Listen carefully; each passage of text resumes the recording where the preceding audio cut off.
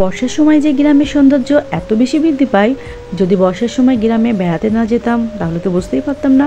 আর বর্ষাকাল কিন্তু আমার এমনি অনেক বেশি পছন্দের। আসসালামু আলাইকুম, আশা করি সবাই ভালো আছেন। আলহামদুলিল্লাহ, আমিও ভালো আছি। কিছুদিন আগে ওই যে একটা ভিডিও দিয়েছিলাম যে বোনের বিয়ের 4 বছর পরে এই প্রথম বোনের শ্বশুরবাড়িতে বেড়াতে গিয়েছি, তার পরবর্তী অংশ কিন্তু এটি বলেছিলাম।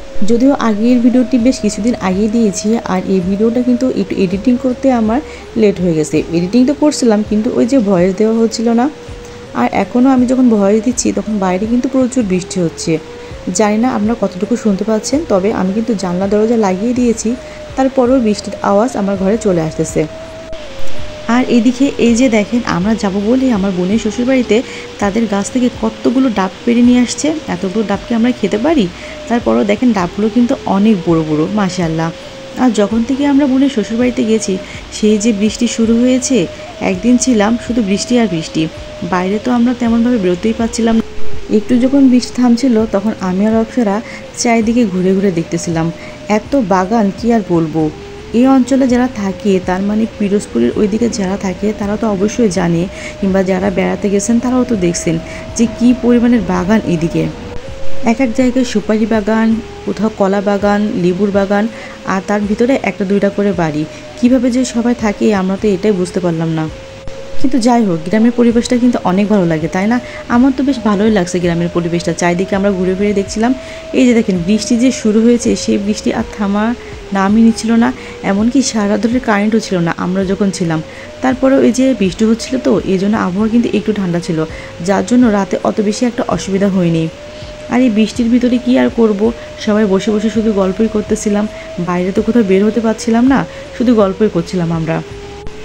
এমনিতে বর্ষাকাল আমার অনেক বেশি পছন্দের, কিন্তু এই যে ইদানিং আমাদের বাংলাদেশে যেটা শুরু হয়েছে, মানে একটানা দেশে কয়েকদিন ধরে যে বৃষ্টি হচ্ছে, এই বৃষ্টিটা আমার একদমই পছন্দ হচ্ছে না। আর এইটা কিন্তু তার পরের দিনের ভিডিও। পরের দিন সকালবেলায় যখন একটু বৃষ্টি কমছে, তখন আমরা সবাই মিলে বের হয়ে পড়ছি চারিদিকে ঘোরার জন্য। কারণ না জানি আর কবে আমরা এখানে বেড়াতে যাব বলা তো যায় না, কারণ সাতক্ষীরা থেকে পিরোজপুর কিন্তু অনেক দূরত্ব, আর সব সময় তো যেয়ে হয়ে ওঠে না ওইখানে ওইভাবে।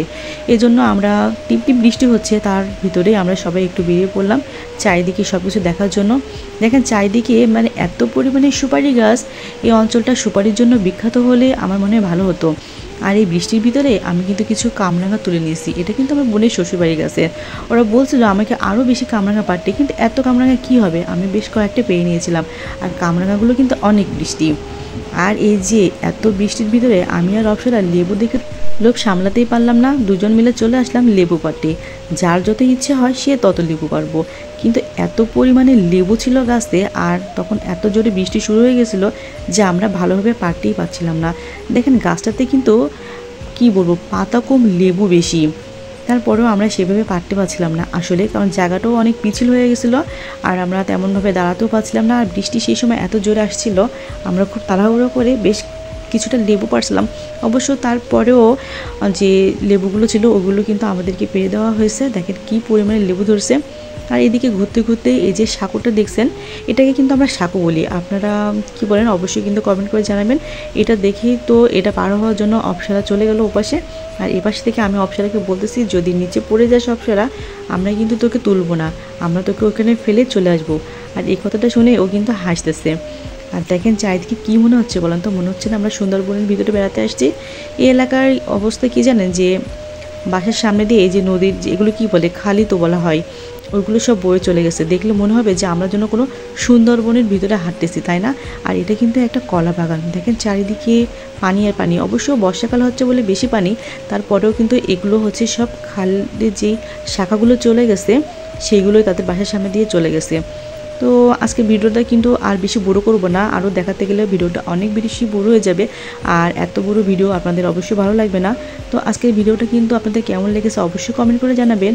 আর ওই অঞ্চলে যে মানুষগুলো আমার ভিডিও দেখছেন তারা কিন্তু অবশ্যই একটু কমেন্ট করে জানাবেন। আল্লাহ হাফেজ।